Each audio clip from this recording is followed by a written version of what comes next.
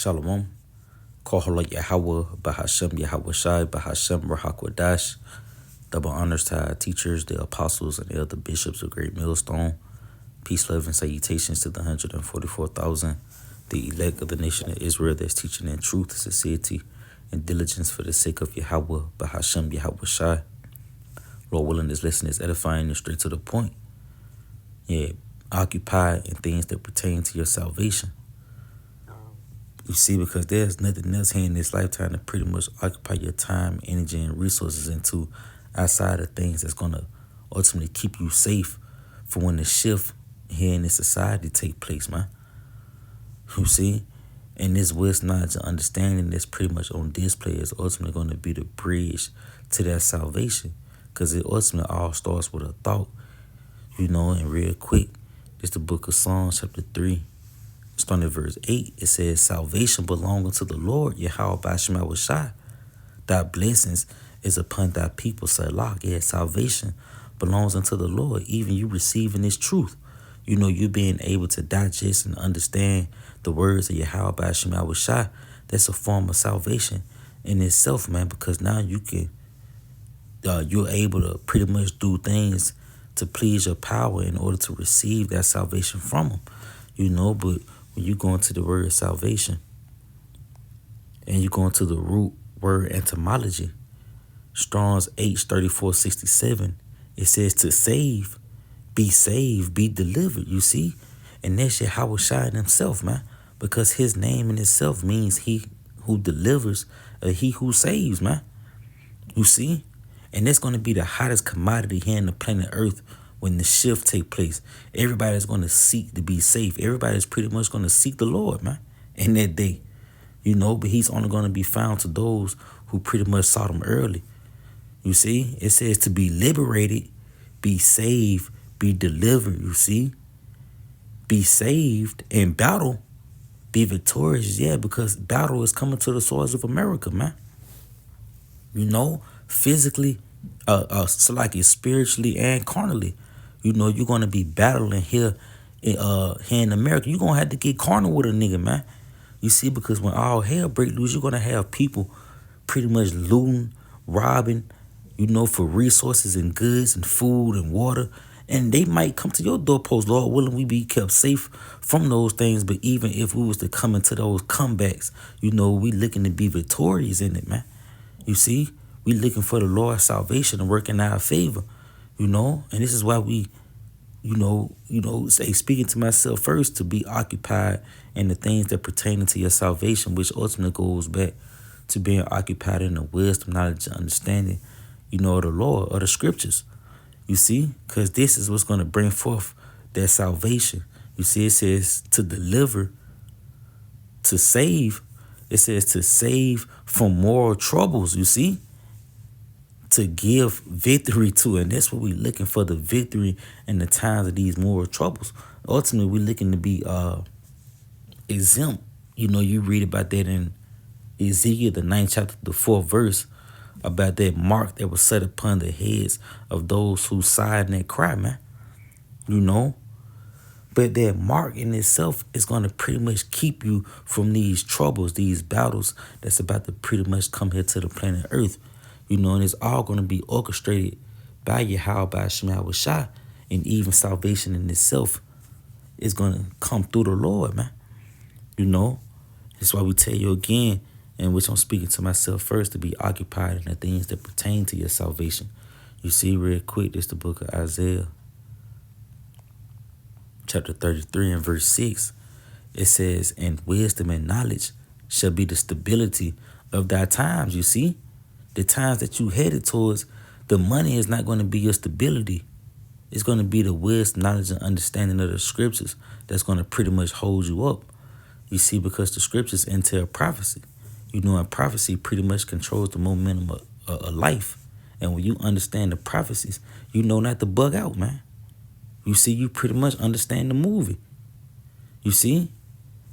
So you understand what to do. You know what to pray for the lack of better terms, when certain things is taking place on the earth. And even before they happen. You see, and it's all because of the wisdom and knowledge, that you done pretty much acquired You see, but again it says, and wisdom and knowledge shall be the stability of thy times and strength of salvation. The fear of the Lord is his treasures, you see. So this wisdom, knowledge, and understanding is going to be the strength of our salvation, the bridge that's going to lead us to salvation, man. You see, and it's all through what? The fear of the Lord. You see, that's the treasure, you know. You see, so let's go ahead. It's the book of Ecclesiasticus chapter 6 and verse 27. It says, seek. It's like it says, search and seek, and she shall be made known unto thee. And when thou hast got hold of her, let her not go. Yeah, and it's her that he's speaking of is wisdom. You see? And when you get hold of her, let her not go, because she's going to pretty much be the strength to your salvation.